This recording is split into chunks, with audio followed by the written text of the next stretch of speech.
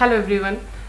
Guys, आजकल जो सबसे बड़ा न्यूज़ है वो है, जो कि हमें मीडिया के थ्रू ही पता चला है, सुशांत सिंह राजपूत का मर्डर या सुसाइड। तो अभी सभी लोग यही कयास लगा रहे हैं कि सुशांत सिंह राजपूत ने खुदकुशी की है या फिर उनका मर्डर हुआ है, यानी कि सोची समझी साजिश है। तो गाइज, इसके लिए अभी तक ये अपडेट है कि पुलिस जांच कर रही है और अब पुलिस ने रिया चक्रवर्ती से और उनके जो भी रिलेटिव्स हैं, उनकी सिस्टर्स, उनके फादर और उनके घर में रहने वाले नौकर, इन सभी से पूछताछ कर ली है। और अभी तक पुलिस ने कोई भी पब्लिकली मीडिया में कोई ऐसा चीज़ नहीं बताया है जिससे कि खुल के ये साबित हो कि सुशांत सिंह का मर्डर हुआ है। गाइज, कई सारे सेलिब्रिटीज़ ऐसे हैं जैसे कि कंगना रनौत या फिर पायल रोहतगी, इन सभी ने बॉलीवुड का काफ़ी घिनौना चेहरा बाहर ला के रख दिया है और काफ़ी चीज़ें बताई हैं जो उनको एक्सपीरियंस हुआ है इस इंडस्ट्री में। मैंने भी इस इंडस्ट्री में काम किया हुआ है, जैसा कि आप सब जानते होंगे, मेरा प्रोफाइल आपने देखा होगा तो शायद आपको पता होगा। मैंने भी इस इंडस्ट्री में काम किए हैं, लेकिन मैं बहुत ज़्यादा इसमें काम नहीं की हूँ। मैंने स्टार्टिंग की थी दिल्ली से और दिल्ली में ही मैंने काम किया, क्योंकि फैमिली सर्कमस्टेंसेस की वजह से मैं मुंबई नहीं जा पाई थी, जबकि मुंबई से मुझे बहुत सारे ऑफर्स आए थे काम के लिए, सीरियल्स में और मूवीज़ के लिए। तो मुंबई उसके लिए जाना था और सारा चीज़ वहीं से होना था। और आपको ना पता हो तो मैं बता दूं कि अगर आप टीवी सीरियल्स या फिर मूवीज़ में काम करना चाहते हैं तो आपको उसके लिए मुंबई ही जाना पड़ता है, क्योंकि दिल्ली रह करके आप मॉडलिंग कर सकते हैं, छोटे मोटे काम कर सकते हैं, लेकिन बहुत बड़ी मूवीज़ या बहुत बड़ा आपको लीड रोल दिल्ली में रह के नहीं मिल पाता है। तो उसके लिए आपको मुंबई ही जाना पड़ता है और वहाँ पे सारी ऑडिशन, सारी चीज़ें होती हैं और फाइनलाइज होता है लीड रोल के लिए। तो मैंने यहीं पे रह के, दिल्ली में ही रह के, नोएडा में ही रह करके और यहाँ पे जो भी मुझे मिला मैंने उसी के साथ काम किया और मेरी ख्वाहिश थी कि मैं इसमें करूँ काम। हालांकि हम लोग का तो कहीं से कनेक्शन ही नहीं है, कुछ पता ही नहीं था कि इसमें एंट्री कैसे होती है, कैसे ऑडिशन के लिए जाते हैं, कैसे क्या करते हैं। तो काफ़ी मेहनत करनी पड़ी, काफ़ी पता चला लोगों से और एक बार मुझे ऐसे सडनली एक लिंक मिल गया और जिसके ज़रिए मैं मैगजीन शूट के लिए फ़र्स्ट टाइम गई। तो ये एक ऊपर वाले का भी देन होता है कि आपको सडनली कोई लिंक मिल जाता है और आप चले जाते हैं काम के लिए और आपको काम भी मिल जाता है। तो इसी तरह से मेरे साथ हुआ। मैं जॉब किया करती थी और जॉब करने के टाइम ही मुझे एक ऐसा लिंक मिला, वो भी न्यूज़पेपर के थ्रू था। मैंने बात किया उनके संपादक से और उन्होंने मुझे बुला लिया शूट्स के लिए। तो मैगजीन के शूट्स के लिए मैं गई, तो वो मेरा पहला शूट सा, पहली एंट्री थी इस इंडस्ट्री में। और उसके बाद से ही मैंने कुछ सीरियल्स और कुछ म्यूजिक एल्बम्स के लिए काम किए, जो कि सारे शूट से ही दिल्ली एनसीआर में हुए हैं। तो मैं मुंबई गई नहीं और मैं अब जितना मैंने काम किया है उसके एक्सपीरियंस के हिसाब से मैं ये कह सकती हूँ कि यहाँ पे वाकई में काफ़ी ईगो पे लोग ले लेते हैं बातों को। जैसा कि मेरे साथ जो घटना हुई, मैं आप सभी को बताना चाहूँगी कि जब मैं सावधान इंडिया की शूटिंग कर रही थी, उस वक्त हमें बुलाया गया था सुबह मॉर्निंग में 9 o'clock के करीब शूटिंग के लिए।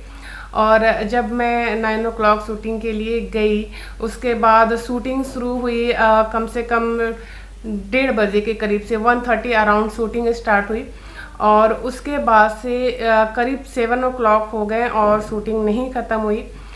और घर से मुझे काफ़ी कॉल आ रही थी कि 7 o'clock हो गए, आप जल्दी आइए, आप जल्दी आइए। तो घर से बार बार कॉल इस तरह से जा रही थी, क्योंकि फैमिली वाले काफ़ी परेशान हो रहे थे और वो बार बार कॉल कर रहे थे आने के लिए। तो जो हमारे वहाँ पे मेन थे डायरेक्टर सर, मैंने उनसे बोला कि सर घर से बार बार कॉल आ रही है और मुझे बुलाया जा रहा है, तो अगर मेरा जो सीन है अगर वो ख़त्म हो गया है तो क्या मैं घर जा सकती हूँ। तो वो काफ़ी एंग्री हो गए मेरे ऊपर और उनको वो मेरी ये बात इतनी ज़्यादा बुरी लग गई कि उन्होंने जब ये सावधान इंडिया टेलीकास्ट किया टीवी के ऊपर तो उन्होंने मेरे बहुत सारे सीन को कट कर दिया। जबकि जब ये क्राइम पेट्रोल बना हुआ था तो उस वक्त मैंने बहुत सारा सीन किया था, लेकिन जब टेलीकास्ट हुआ, जब टीवी पे आया तो मैंने देखा कि मेरे सीन पूरी तरह से उस सावधान इंडिया से कट चुके थे और बहुत स्मॉल सा एकदम एक झलक सा सिर्फ उस क्राइम पेट्रोल में मुझे दिखाया गया। काफ़ी मतलब कह सकते हैं 1-2 सेकेंड का ही होगा आई थिंक।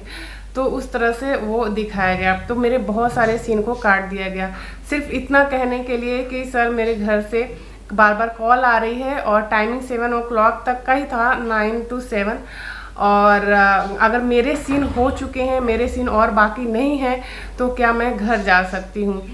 तो इतनी छोटी सी बात के लिए इतना लोग अपने ईगो पे ले लेते हैं और इतना वो हो जाते हैं कि अब तो तुम्हारा सब गया, अब जितना तुमने शूट किया है, सब चीज़ किया है, सब गया, ख़त्म। हालांकि मैंने ये सोचा नहीं था कि इतनी छोटी सी बात पे इतनी बड़ी चीज़ भी हो जाती है इस इंडस्ट्री में। तो उस दिन हमारी शूटिंग गाइड चली थी 12 बजे रात तक, और 12 बजे तक शूटिंग होने के बाद हम घर के लिए रवाना हुए। उसकी भी एक स्टोरी है। 12 बजे रात तक शूटिंग हुई, लेकिन उसमें मेरा कोई भी रोल नहीं था। उस शूटिंग में मेरा कहीं भी कोई सीन नहीं था, और यही चीज़ मैंने शाम को पूछी थी 7 o'clock, तो उनको बुरी लग गई थी, जबकि मेरा उसके बाद कोई सीन ही नहीं था, कोई मेरा शूट ही नहीं होने वाला था। उसके बावजूद मुझे रखा गया था, और 12 बजे जब पूरी तरह से पैकअप हो गया, पूरी तरह से सभी का सीन ख़त्म हो गया, उसके बाद ही सबको अलाउ किया गया घर जाने के लिए। तो बहुत सारे लोग प्राइवेट व्हीकल से गए थे, लेकिन मैं प्राइवेट व्हीकल से नहीं गई थी, मैं पब्लिक व्हीकल से गई थी, मैं मेट्रो से गई थी, और 12 बजे मेट्रो बंद हो जाती हैं। तो मैंने सर से बोला कि सर इस वक्त मेट्रो बंद हो जाती है तो 12 बजे मैं घर कैसे जाऊंगी। तो उन्होंने बोला कि अभी तो देखो कोई भी गाड़ी अवेलेबल नहीं है, और जैसे ही कोई गाड़ी आएगी, कोई गाड़ी खाली होती है, कुछ अभी आती है मेरे पास गाड़ी, तो मैं आपको भेजने का इंतज़ाम करूँगा। तो मैंने देखा कि इस तरह से तो फिर और लेट हो जाएगी, और पता नहीं 2-3 भी बज जाएंगे, और आई थिंक पता नहीं इंतज़ाम होगा भी कि नहीं होगा, क्योंकि मेरा जो ट्रस्ट था वो धीरे धीरे काफ़ी लूज हो रहा था, और मैं काफ़ी डर भी रही थी कि इतनी रात में मैं कहाँ जाऊँगी, कहाँ रहूँगी, क्या करूँगी। तो मैं काफ़ी डर रही थी उस वक्त। तो इसलिए मैंने खुद से मैनेज किया, और एक जन इधर आ रहे थे दिल्ली की साइड, तो मैं भी उनके साथ बैठ ली, और उन्होंने मुझे यहाँ तक ड्रॉप कर दिया, और मैं फिर घर आ गई। तो इस तरह से उस दिन की हमारी ये शूटिंग रही। तो मुझे अब ये अंदाज़ा हो रहा है कि अगर मैं इतनी छोटी एक्ट्रेस हूँ और मेरे साथ ऐसा हो सकता है, तो जो बड़े बड़े एक्ट्रेस होते हैं उनके साथ भी, बाकी एक्ट्रेस के साथ भी शायद ऐसा ही होता होगा। मेरा पहले मुंबई जाने का काफ़ी मन था, लेकिन ये सारा हवा में उड़ गया तब जब मैंने टीवी पे अपना देखा, और टीवी पे मेरा सीन काफ़ी छोटा हो गया था, काफ़ी मतलब ख़त्म ही हो गया था, कट गया था पूरा सीन। तो मेरा जो ये था कि मैं मुंबई जाऊंगी और काम करूंगी, अपना नेम एंड फेम बनाऊंगी, सब कुछ करूंगी, तो ये मेरी पूरी हवा हो गई इसी यहाँ पे दिल्ली में ही काम करने के बाद। तो जी हाँ, ये चीज़ें इस तरह होती हैं, जिनके पास पावर होता है और वो जानते हैं कि हम इनका करियर बना सकते हैं, हम इनका करियर को आगे बढ़ा सकते हैं। तो अगर उनको किसी चीज़ का बुरा लग जाता है, किसी भी आपकी ऐसी बात से उनको तकलीफ़ हो जाती है, तो वो आपका करियर ज़रूर से ज़रूर ख़राब करते हैं। तो मैं इस बात से बिल्कुल इत्तेफाक रखती हूँ कि हो सकता है कि जो बॉलीवुड में इस तरह से नेपोटिज़म है, वो लोग मिलके भी काफ़ी ज़्यादा मेंटली टॉर्चर कर रहे हों, जिसकी वजह से इस तरह का सुसाइड कर सकते हैं सुशांत सिंह राजपूत। और जैसा कि रिया चक्रवर्ती का इस पर नाम आ रहा है, तो हो सकता है कि वो भी इसमें इन्वॉल्व हो, साथ देने में इन सभी लोगों का, क्योंकि कभी कभी कुछ लोगों का नेचर इस तरह से भी होता है कि वो अपने करियर को आगे ले जाने के लिए कुछ भी किसी भी हद तक जा सकते हैं। सभी लोग एक ही नेचर के नहीं होते हैं, सभी लोग अलग अलग नेचर के होते हैं। कुछ लोग ऐसे होते हैं कि जिनको कि अपनी इज्जत, अपना मान सम्मान सबसे ज़्यादा प्यारा होता है, और इसके आगे उनको करियर अगर नीचे भी ग्राफ हो जाए तो उन्हें कोई फ़र्क नहीं पड़ता है, और उनकी फैमिली ज़्यादा इम्पोर्टेंट रखती है। लेकिन कुछ लोग ऐसे होते हैं कि जिनके लिए फैमिली, फ्रेंड्स या फिर उनका मान सम्मान कोई उनके लिए अहमियत नहीं रखता है। उनके लिए मायने रखता है तो सिर्फ़ और सिर्फ उनका करियर, जो उनको अचीव करना है वो किसी भी तरह से कोई भी हथकंडा अपना के अपने जो अचीव करना चाहते हैं वो अचीव कर लेते हैं, चाहे वो गर्ल्स हो या फिर बॉयज हो।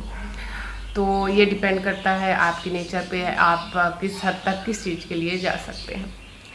सो गाइज, ये जो सुसाइड केस है सुशांत सिंह राजपूत का, ये थोड़ा सा काफ़ी शॉकिंग है। गाइज, बॉलीवुड में बहुत सारे सुसाइड के केसेज हुए हैं और सभी में एक कॉमन थिंग्स मिलती है अगर आप देखते हैं तो, और किसी में भी कभी ये चीज़ खुल के नहीं आती है कि उसका मर्डर हुआ है या फिर किसी के उकसाने की वजह से मर्डर हुआ है। कोई भी उस पर ब्लेम नहीं लगता है और वो बिल्कुल साफ साफ बच जाता है। तो काफ़ी हाई प्रोफाइल लोग होते हैं जो कि बचा लेते हैं उन सभी को।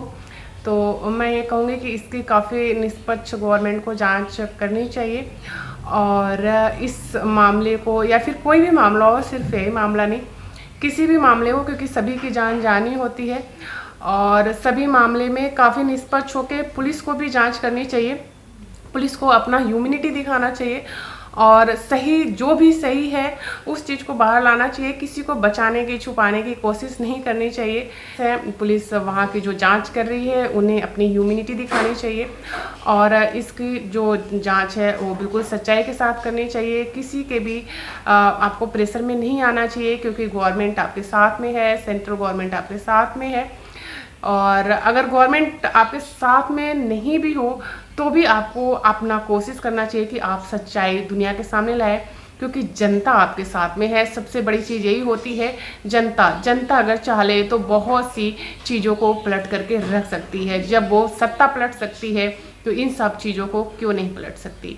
मैं आप सभी दर्शकों से, जो भी व्यूअर्स हैं, उन सभी से यही अपील करना चाहूँगी, यही आप लोगों से प्रार्थना करना चाहूँगी कि आप सभी लोग जो भी इस तरह की चीज़ें करते हैं उन सभी के खिलाफ एक कड़ी से कड़ी जांच होनी चाहिए और उनको सज़ा मिलनी चाहिए। बॉलीवुड में अभी तक किसी को भी सज़ा नहीं मिल पाया, जिससे कि एक कड़ा संदेश जा सके कि हाँ, इस तरह की अगर हरकतें आप करोगे तो आपको सज़ा मिलेगी।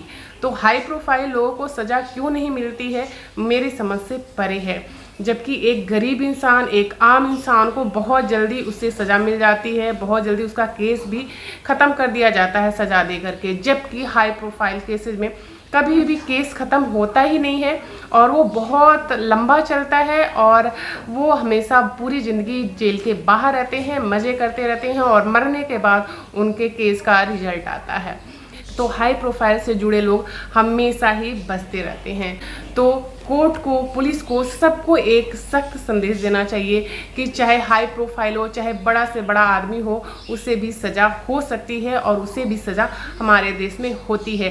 सिर्फ और सिर्फ गरीब आम लोगों को ही सज़ा नहीं मिलती है। सुशांत सिंह राजपूत के केस में एक चीज़ समझ में नहीं आ रही है दोस्तों, जो एक एंगल है इनका, कि जब वो कमरे में बंद हो जाते हैं जूस लेने के बाद, तो जूस ही क्यों लिया? जिसको मरना होता है क्या वो जूस पी के मरता है? सबसे बड़ी बात ये है। और दूसरी चीज़ ये कि दरवाज़ा जब उनकी बहन को बुलाया गया तभी क्यों खोला गया? पहले कोशिश क्यों नहीं की गई? पहले से चाबी वाले को क्यों नहीं बुलाया गया? इतना टाइम वेस्ट क्यों किया गया? अगर वो चाहते, उन्हें लग रहा था कि सुशांत सिंह राजपूत दरवाज़ा नहीं खोल रहे हैं, तो उसी वक्त सबसे पहले चाबी वाले को बुलाना चाहिए था। बहन, ज़रूरी नहीं था कि बहन आए और बहन के सामने ही वो दरवाज़ा खोले, तब तक काम उनका तमाम हो जाए। तो ये एंगल मुझे कुछ समझ में नहीं आ रहा है। इस एंगल के ऊपर भी पुलिस को जांच करनी चाहिए कि बहन को बुलाने के बाद ही दरवाज़ा खोलने की क्या ज़रूरत थी।